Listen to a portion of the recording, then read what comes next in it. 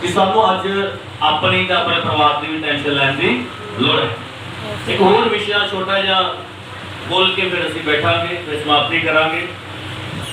अज असीं समझते हैं कि एक ही मौत है, और याद रखिए मौतां दो ने। कितनी मौतां ने? दो मौतां ने। अगर सानू उन्हां मौतां बारे पता नहीं है तो सानू ज्ञान नहीं है। और बानी दसदी है ज्ञान बिना मेरी प्रजा की होती जा रही है, नाश होती जा रही है। और अगर इस जगह ते नबी है, खुदा दे दास है, जो सानू समझा रहे हैं, जिस तरह वो धनी कहता अब्राहम नू कि तू लाजर नू भेज कि वो जावे ते एक गवाही दवे कि इत्थे नरक विच ना जाण। पर उत्थे अब्राहम ने उन्होंने कहा कि पृथ्वी के उत्ते धरती के उत्ते नबी हैगे आ। हालेलुया। रब दे बंदे हैगे आ, उन्हां को पवित्र शास्त्र आ, खुदा दीयां गल्लां ने, उन्होंने समझाउंदे ने। और जे उन्हां दी नहीं सुनदे तो इहदी कुछ ज्यादा सुनगे। बोलो हालेलुया। सो इस करके अज अगर ज्ञान लेना है तो जिउंदे जी लेना है। मरण तो बाद कभी भी असीं कुछ ले नहीं सकते तो ना किसी की आवाज को सुन सकते हैं। मरे इंसान किसी के बराबर नहीं है। और जो इंसान मर जाता है और उसके अंदर जो परमेश्वर का आत्मा होता है वो परमेश्वर को चलिया जाता है। बाद दे विच की रह जाता है? मिट्टी रह जाती है। और मिट्टी को की कीता जाता है? उसकी असली जगह के उत्ते पहुंचाया जाता है। और असली जगह केड़ी है मिट्टी की? बोलो कब्रिस्तान में। हालेलुया। सारे उठे जाते हैं ना। एक होर एक ऐसी कब्र है जिथे असी 9 महीने रह के इस दुनिया दे विच आउंदे हां। कई बारी उस कब्र दे विचों निकलते ही डेथ हो जाती है। वो केड़ी कब्र की गल कर रहा? मां की कुख। कई बारी बच्चा पैदा होंदिया ही उसकी डेथ हो जाती है। और दूसरी जेडी कब्र है वो कब्रिस्तान है। और आज दो मौतों की गल करांगे। एक जेडी पहली मौत जेडी है वो इंसान की कदों हुई है जदों परमेश्वर ने आदम का बाग बनाया है। बड़े ध्यान से सुनिए। आज हो गए फ्री? हाँ जी चलो बोलो हालेलुया। क्योंकि इस तरह ध्यान भटक रहा है ना। बोलो हालेलुया। सो जो परमेश्वर ने आदम का बाग बनाया, सारा कुछ बना के परमेश्वर ने आदम को बनाया। और जो वेख्या आदम कला है तो परमेश्वर ने आदम के दिल के लागू एक पसली कटी है। तो उसनु की कीता है? उस पसली नु एक औरत का रूप दे के अच्छे तरीके जिस तरह आदम ने बनाया है उसी तरह स्त्री नु बना के उसके सामने खड़ा कर देता है। और परमेश्वर पहला आप विचोला उन्हां दा बनया है। बोलो हालेलुया। और जो आदम के बाग दे विच परमेश्वर ने आदम ते हवा नु बना के रखिया। और पानी सबूत है कि रोज परमेश्वर आउंदा सी ते उन्हां दे नाल गल्लां करदा सी। परमेश्वर आप आउंदा है। पर आजकल की करना पैंदा है? आप सदना पैंदा है परमेश्वर। प्रभु तू आप आ साडे विचकार। उथे क्यों परमेश्वर आउंदा सी? क्योंकि खुदा ने उन्हां नु आप बनाया सी ते सानू भी बनाया। पर उथे दा समा ते अज दे समय दे विच बहुत अंतर हो चुका है। वो अंतर की है? क्योंकि अजे वो आत्मिकता दे विच ने, पवित्रता दे विच ने। पानी सबूत देती है आदम ते हवा उस समय नंगे सी, पर उन्हां नूं ये नहीं सी पता असीं नंगे हैं। नंगे उन्हां नूं उदों पता लगा जदों उन्हां ने पाप कर लिया, रब दी आज्ञा नूं तोड़ दिता, अनाज्ञाकारी कर ली, ते मौत खरीद ली, बीमारियां खरीद लियां, भुखमरी खरीद ली, मेहनत करनी खरीद ली। परमेश्वर ने कहा ये अदन दा बाग तुहाडे वास्ते है, तुसी खाओ ते आनंद करो ते मैं रोज आवांगा ते तुहाडे नाल गल्लां। पर की हो गया? शैतान ने आन के उन्हां दे नाल गल कीती कि सचमुच परमेश्वर ने तुहानू कहा वा कि जे आ फल खाओगे तो मर जाओगे। तो अगो बीबी जी ने कहता हाँ जी जी, क्योंकि आजकल आम गल है, कहते भी औरतां छेती भरमाइयां पर सियाने भी बहुत तेरियां होंदियां।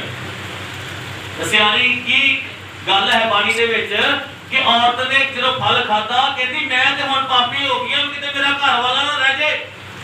अद्धा फल किनू खवाता कि चल दोवे पापी होइए ते तू कला ना पवित्र रह जाए। और जो वो पापी हो चुके हैं, परमेश्वर आया ते आवाज़ा दे रहा है, आदम तू किथे है? तो आदम को आवाज नहीं दे रहा, क्योंकि उन्होंने पता चल गया असी नंगे हैं, असी पाप कर लिया है, असी अनाज्ञाकारी कर ली है, रब तो दूर हो गए हैं। अगर आज कोई चोरी करता है, निंदा करता है, चुगली करता है, तो अगर ओदी गल जिहड़ी कीती हुई ओदे सामने आ जाए तो की हो जाएगा? ओदियां अखां झुक वो नीवा हो जाएगा, उथों जान की कोशिश करेगा कि ये तो मेरी गल कर रहा, मैनू शर्मिंदा कर रहा है, उथों निकलने की कोशिश करेगा।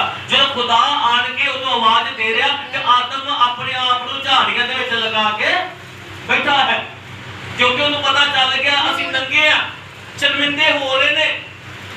अज जो असी पाप करते हैं तो जो पाप सामने आते हैं तो फिर की होती है? शर्मिंदगी होती है, शर्म आती है। और वो पहली मौत जी उन्होंने खरीदी है। परमेश्वर ने मौत नहीं सी बनाई पहला, बोलो हालेलुया। परमेश्वर ने मौत बनाई सी, मानी दसदी सानू मौत जी आप असी खरीदी है, ये पहली मौत की गल है। पढ़ सकते सी खुदा दे कलाम दे विचों जेनेसिस उत्पत्ति 2:17 पढ़ती है थोड़ा छेती। 2:17 पर भले बुरे दी सियान दे वृक्ष तो तू ना खाई, क्यों जो इस दिन तू उस तो खावे तू जरूर मरेगा। जिस दिन खावेगा मर जाएगा। खुदा दा कलाम की कर रहा वा, अगुवाई कर रहा वा आदमवादी कि तू ये फल नहीं खाना, पर उन्होंने शैतान का कहना मन के की कीता, वो फल खा लिया ते पापी हो गया, रब तो दूर हो गया, वो मौत खरीद लिया।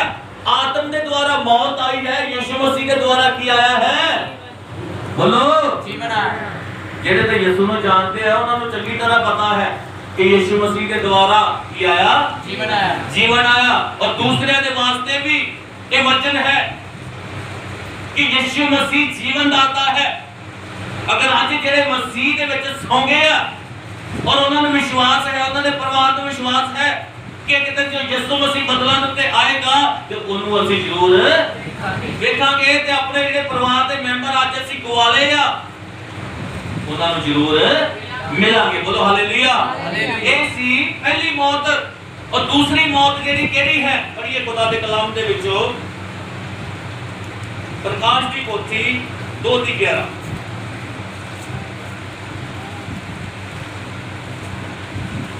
जी दे कान हन सो सुने, जिस दे कान हन ओ सुन ले। भाई आत्मा कलीसिया नु की कि आखदा? आत्मा परमेश्वर दा आत्मा कलीसिया नु की दसदा पिया है? जेड़ा जितन वाला है, जेड़ा जितन वाला है, दूजी मौत तो कदे हटे कदे बिगाड़ ना होवेगा। दूजी मौत उसनु कदे भी कोई नुकसान नहीं पहुंचावेगी। क्यों? क्योंकि दूसरी मौत मसीह लोकां दे वास्ते कोई हानिकारक नहीं। रोमिया 8:1 दे विच लिखिया है कि मसीह लोकां दे उत्ते हुण कोई कंडमनेशन नहीं। कंडमनेशन का मतलब क्या? There is no punishment. Punishment का मतलब क्या है कि उन्हां दे उत्ते कोई भी हुण सजा नहीं है। पार्टी नाल छेती रोमिया 8:1 उत्ते लिखिया है मसीह लोकां दे उत्ते हुण कोई भी सजा नहीं है। ये ना सोचो कि साडी भैन जेड़ी साडे कोल सानू छड्ड के चल गई है, वो पता नहीं किथे चल गई है, कदों मिलेगी, की होया, ओदी आत्मा नूं शांति मिलेगी कि नहीं। वो जिस दिन भी 25 दी रात नूं इस दुनिया नूं छड्ड के गई, वो सीधी जाके यीशु मसीह दे कोल पहुंच गई है। आमीन हालेलुया हालेलुया। क्योंकि आज सानू दुखी होने की लोड़ नहीं। खुदा के कलाम दे विच लिखिया 100 जबूर नंबर 116 दी 116 दे विच लिखिया कि खुदा दे भक्तां दी मौत खुदा दी निगाह दे विच अनमोल है। आज जिदा दुनिया दी निगाह दे विच सोना बड़ा अनमोल है ना, ओदा खुदा दी निगाह दे विच खुदा दे भक्तां दी मौत जिहड़ी बड़ी अनमोल है। ਜਦੋਂ ਅੱਜ ਕੋਈ ਵਿਸ਼ਵਾਸੀ ਜਨ ਖੁਦਾ ਨੂੰ ਮੰਨਣ ਵਾਲਾ ਇਸ ਦੁਨੀਆ ਦੇ ਵਿੱਚੋਂ ਚਲਿਆ ਜਾਂਦਾ ਹੈ ਤੇ ਖੁਦਾ ਦੇ ਹਜ਼ੂਰੀ ਪਹੁੰਚਦਾ ਹੈ ਤੇ ਖੁਦਾ ਆਨੰਦ ਕਰਦਾ ਹੈ ਕਿ ਉਹ ਪਾਪੀ ਦੁਨੀਆ ਨੂੰ ਛੱਡ ਕੇ ਮੇਰੇ ਕੋਲ ਪਹੁੰਚ ਗਿਆ। Hallelujah hallelujah. ਹਾਂਜੀ ਪੜੋ। ਸੋ ਹੁਣ ਉਹਨਾਂ ਲਈ ਜਿਹੜੇ ਮਸੀਹ ਯਿਸੂ ਵਿੱਚ ਹਨ ਸਜ਼ਾ ਦਾ ਹੁਕਮ ਨਹੀਂ ਹੈ। ਸੋ ਜਿਹੜੇ ਹੁਣ ਮਸੀਹ ਦੇ ਵਿੱਚ ਆ ਉਹਨਾਂ ਦੇ ਉੱਤੇ ਕੋਈ ਸਜ਼ਾ ਨਹੀਂ ਹੈ। ਕੋਈ ਸਜ਼ਾ ਨਹੀਂ ਹੈ। ਯਿਸੂ ਮਸੀਹ ਨੇ ਇੱਕ ਜੀਵਨ ਦਿੱਤਾ ਹੈ ਤੇ ਜਦੋਂ ਅਸੀਂ ਦੁਨੀਆ ਦੇ ਉੱਤੇ ਆ ਜਾਂਦੇ ਆ ਤੇ ਖੁਦਾ ਦਾ ਕਲਾਮ ਦੱਸਦਾ ਹੈ ਕਿ ਸਾਨੂੰ ਧਰਤੀ ਦੇ ਉੱਤੇ ਰਹਿੰਦਿਆਂ ਹੋਏ ਤੋਬਾ ਕਰਨ ਦੀ ਲੋੜ ਹੈ, ਬਪਤਿਸਮਾ ਲੈਣ ਦੀ ਲੋੜ ਹੈ। ਅੱਜ ਕੱਲ ਕੀ ਹੋ ਰਿਹਾ, ਬਰਕਤਾਂ ਆਸ਼ੀਸ਼ਾਂ ਲੈ ਲਓ, ਪਰ ਖੁਦਾ ਦਾ ਕਲਾਮ ਦੱਸਦਾ ਭੈਣ ਜੀ ਇੱਧਰ ਧਿਆਨ ਦਿਓ, ਕੋਈ ਗੱਲ ਨਹੀਂ ਕਰਨਾ। ਬੋਲੋ ਹਾਲੇਲੂਇਆ। ਅੱਜ ਬਸ ਇੱਕੋ ਹੀ ਗੱਲ ਹੋ ਰਹੀ ਹੈ, ਖੁਦਾ ਤੁਹਾਨੂੰ ਬਲੈਸ ਕਰੇਗਾ। ਪਰ ਯਾਦ ਰੱਖੀਏ ਜਿੰਨਾ ਚਿਰ ਸਾਨੂੰ ਆਪਣੇ ਪਾਪਾਂ ਬਾਰੇ ਪਤਾ ਨਹੀਂ ਚੱਲੇਗਾ, ਜਿੰਨਾ ਚਿਰ ਸਾਨੂੰ ਆਪਣੀਆਂ ਕਮੀਆਂ ਨਹੀਂ ਪਤਾ ਚੱਲੇਗਾ ਤੇ ਉਹਨਾਂ ਚਿਰ ਅਸੀਂ ਕਿੱਦਾਂ ਆਪਣੇ ਆਪ ਨੂੰ ਸੁਧਾਰ ਸਕਦੇ ਹਾਂ। ਅਗਰ ਅੱਜ ਸਾਨੂੰ ਪਤਾ ਹੈ ਕਿ ਅਸੀਂ ਇਸ ਪਾਸੇ ਕਮਜ਼ੋਰ ਹਾਂ ਤਾਂ ਅਸੀਂ ਕੀ ਕਰਾਂਗੇ? ਆਪਣੇ ਆਪ ਨੂੰ ਕਵਰ ਅਪ ਕਰਾਂਗੇ, ਆਪਣੇ ਆਪ ਨੂੰ ਸੁਧਾਰਾਂਗੇ ਤੇ ਜਿਹੜੇ ਸੁਧਰ ਜਾਂਦੇ ਨੇ ਉਹ ਬਚ ਜਾਂਦੇ ਨੇ। ਜਿਹੜੇ ਸੁਧਰ ਜਾਂਦੇ ਨੇ ਉਹ ਬਚ ਜਾਂਦੇ ਨੇ। ਅੱਜ ਦੁਨੀਆ ਨਸ਼ੇ ਦੇ ਵਿੱਚ ਹੈ, ਸ਼ਰਾਬਾਂ ਪੀਂਦੀ ਹੈ, ਨਸ਼ੇ ਕਰਦੇ ਹੈ, ਮਰ ਜਾਂਦੇ ਹੈ। ਤੇ ਖੁਦਾ ਦੇ ਕਲਾਮ ਦੇ ਵਿੱਚ ਲਿਖਿਆ ਹੈ ਨਸ਼ੇੜੀ ਬੰਦਾ, ਪਾਪੀ ਬੰਦਾ, ਹਰਾਮਕਾਰੀ ਬੰਦਾ ਜਾਂ ਸੁਰਗ ਰਾਜ ਦੇ ਵਿੱਚ ਜਾਣਾ ਬੜਾ ਮੁਸ਼ਕਿਲ ਹੈ। ਕਿੰਨੀ ਮੁਸ਼ਕਿਲ ਹੈ। ਤੇ ਯਾਦ ਰੱਖਿਏ ਖੁਦਾ ਦਾ ਕਲਾਮ ਅੱਜ ਸਾਨੂੰ ਬੜੇ ਸਾਫ਼ ਤਰੀਕੇ ਨਾਲ ਦੱਸ ਰਿਹਾ ਹੈ ਕਿ ਮੌਤਾਂ ਦੋ ਨੇ ਤੇ ਜੀਵਨ ਵੀ ਦੋ ਆ। ਕਿਉਂਕਿ ਖਾਸ ਇਸ ਜਗ੍ਹਾ ਦੇ ਉੱਤੇ ਜੋ ਮੌਤ ਦਾ ਪ੍ਰਚਾਰ ਹੋ ਰਿਹਾ ਹੈ ਕਿ ਅੱਜ ਸਾਨੂੰ ਬਚਣ ਦੀ ਲੋੜ ਹੈ। ਜਦੋਂ ਦੁੱਖ ਆ ਜਾਂਦਾ ਉਦੋਂ ਰੱਬ ਯਾਦ ਆ ਜਾਂਦਾ ਹੈ, ਪਰ ਸੁੱਖ ਸਮੇਂ ਅਸੀਂ ਕੀ ਕਰਦੇ ਹਾਂ? ਰੱਬ ਨੂੰ ਭੁੱਲ ਜਾਂਦੇ। ਪਰ ਯਾਦ ਰੱਖੋ ਖੁਦਾ ਦਾ ਕਲਾਮ ਦੱਸਦਾ ਹੈ ਸਾਨੂੰ ਨਿਤ ਸਾਨੂੰ ਕੀ ਕਰਨਾ ਹੈ? ਉਹਦੀ ਸ਼ੁਕਰਗੁਜ਼ਾਰੀ ਕਰਨੀ ਹੈ, ਉਹਦਾ ਧੰਨਵਾਦ ਕਰਨਾ ਹੈ। ਫਿਰ ਖੁਦਾ ਸਾਨੂੰ ਬਲੈਸ ਕਰੇਗਾ, ਫਿਰ ਸਾਡੀ ਢੋਈ ਲੱਗੇਗੀ, ਨਹੀਂ ਤਾਂ ਨਹੀਂ ਲੱਗੇਗੀ। ਭਟਕਦੇ ਰਵਾਂਗੇ। ਭਟਕਦੇ ਕਿੱਦਾਂ ਰਹਿਣਾ ਹੈ? ਫਿਰ ਆ ਗਈ ਨੈਗੇਟਿਵ ਸੋਚ, ਆ ਗਈ ਨਾ ਕਿ ਜਦੋਂ ਸਰੀਰ ਦੇ ਵਿੱਚੋਂ ਆਤਮਾ ਨਿਕਲ ਕੇ ਸਿੱਧਾ ਰੱਬ ਕੋਲ ਚਲ ਜਾਂਦਾ ਹੈ। ਇਹ ਦੁਨੀਆ ਦੀਆਂ ਗੱਲਾਂ ਨੇ ਕਿ ਉਹਦੀ ਆਤਮਾ ਭਟਕਦੀ ਰਹਿੰਦੀ ਹੈ, ਉਹ ਹੋ ਗਿਆ, ਜੇ ਹੋ ਗਿਆ, ਆਹ ਕਰ ਲਈਏ, ਉਹ ਕਰ ਲਈਏ। ਯਾਦ ਰੱਖੇ ਜਾਦੂ ਟੂਣੇ ਵਾਲੇ ਕਦੀ ਸਵਰਗ ਰਾਜ ਦੇ ਵਿੱਚ ਨਹੀਂ ਜਾਣਗੇ, ਜਿੱਥੇ ਮਰਜ਼ੀ ਭੱਜ ਲਓ।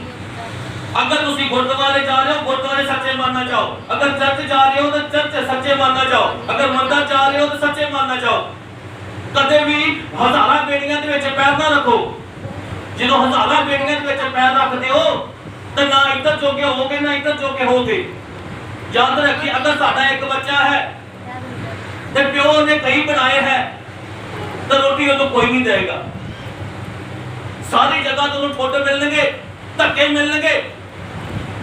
ਅੱਜ ਅਸੀਂ ਕੀ ਕਰਦੇ ਆ? ਰੱਬ ਨੂੰ ਵੀ ਮੰਨੀ ਜਾ ਰਹੇ, ਜਾਦੂ ਟੂਣੇ ਵਾਲ ਵੀ ਜਾਈ ਜਾ ਰਹੇ, ਇੱਥੇ ਚੱਲ ਜੀਏ ਉੱਥੇ ਚੱਲ ਜੀਏ, ਜਿਹੜੇ ਗੱਲੇ ਲਾਇਆ ਉਧਰ ਤੁਰ ਚਲੇ। ਸੱਚੇ ਖੁਦਾ ਨੂੰ ਪੁਕਾਰਨਾ ਸ਼ੁਰੂ ਕਰ ਦਿਓ ਤਾਂ ਜੋ ਖੁਦਾ ਤੁਹਾਡੀ ਜ਼ਿੰਦਗੀਆਂ ਦੇ ਵਿੱਚ ਬਰਕਤਾਂ ਲੈ ਕੇ ਆਵੇ। ਸੱਚਾ ਖੁਦਾ ਉਹੀ ਆ। ਸਾਈਂ ਬਾਬਾ ਇੱਕ ਗੱਲ ਕਹਿੰਦਾ ਸਭ ਦਾ ਮਾਲਿਕ ਇੱਕ ਹੈ। ਬੋਲੋ ਬਾਹਰ ਜਿਹੜੇ ਬੈਠੇ ਆ, ਸਭ ਦਾ ਮਾਲਿਕ ਇੱਕ ਹੈ। ਪਰ ਇੱਕ ਕਿੱਥੇ ਆ? ਉਹ ਸਵਰਗ ਦੇ ਵਿੱਚ ਸਾਡਾ ਇੰਤਜ਼ਾਰ ਕਰਦਾ ਪਿਆ ਹੈ। ਅਸੀਂ ਇਸ ਧਰਤੀ ਦੇ ਉੱਤੇ ਪਰੌਣੇ ਆ। We are the guest on this earth. ਕਿ ਅਸੀਂ ਧਰਤੀ ਦੇ ਉੱਤੇ ਕੀ ਆ? ਪਰੌਣੇ ਆ। ਤੇ ਪਰੌਣੇ ਜਿਹੜੇ ਸਦਾ ਨਹੀਂ ਬੈਠਦੇ, ਉਹ 2-4 ਦਿਨ ਆਉਂਦੇ ਆ ਤੇ ਚਲੇ। ਅਸੀਂ ਵੀ ਇਸ ਦੁਨੀਆ ਦੇ ਉੱਤੇ ਆਏ ਆ ਤੇ ਇੱਕ ਦਿਨ ਅਸੀਂ ਵਾਪਸ ਆਪਣੇ ਘਰ ਜਾਣਾ ਹੀ ਹੈ। ਤੇ ਸਾਡਾ ਘਰ ਨਰਕ ਨਹੀਂ ਹੈ, ਸਵਰਗ ਹੈ। ਯਿਸੂ ਮਸੀਹ ਇਸ ਦੁਨੀਆ ਦੇ ਉੱਤੇ ਕਿਉਂ ਆਇਆ? ਬੋਲੋ। ਸਾਨੂੰ ਬਚਾਉਣ ਵਾਸਤੇ, ਕਿਉਂਕਿ ਆਦਮ ਦੇ ਦੁਆਰਾ ਸਾਡੀ ਜ਼ਿੰਦਗੀ ਦੇ ਵਿੱਚ ਕੀ ਆ ਗਈ ਸੀ? ਮੌਤ ਆ ਗਈ ਸੀ। ਉਸ ਮੌਤ ਨੂੰ ਖਤਮ ਕਰਨ ਵਾਸਤੇ, ਉਸ ਖੱਡੇ ਨੂੰ ਪੂਰਾ ਕਰਨ ਵਾਸਤੇ, ਉਸ ਟੋਏ ਨੂੰ ਪੂਰਨ ਵਾਸਤੇ ਯਿਸੂ ਮਸੀਹ ਆਪ ਵਿਚਕਾਰ ਆ ਗਿਆ। ਸਾਨੂੰ ਪਰਮੇਸ਼ਰ ਨਾਲ ਮਿਲਾਉਣ ਵਾਸਤੇ ਯਿਸੂ ਮਸੀਹ ਆਪ ਵਿਚੋਲਾ ਬਣ ਗਿਆ ਕਿ ਅਸੀਂ ਬਚ ਜਾਈਏ ਤੇ ਸਵਰਗ ਰਾਜ ਦੇ ਵਿੱਚ ਪਹੁੰਚ ਜਾਈਏ। ਬੋਲੋ ਹਾਲੇਲੂਇਆ। ਹਾਲੇਲੂਇਆ। ਖੁਦਾ ਦੀ ਨਿਗਾਹ ਦੇ ਵਿੱਚ ਧਰਮੀ ਜਨ ਦੀ ਮੌਤ ਬੜੀ ਅਨਮੋਲ ਹੈ। ਹਾਲੇਲੂਇਆ। ਹਾਲੇਲੂਇਆ। ਹਾਲੇਲੂਇਆ। ਹਾਲੇਲੂਇਆ। ਆਇਆ ਤਾਂ ਬੰਦ ਕਰਾਂ। ਹਾਲੇਲੂਇਆ। ਹਾਲੇਲੂਇਆ। ਧੰਨਵਾਦ।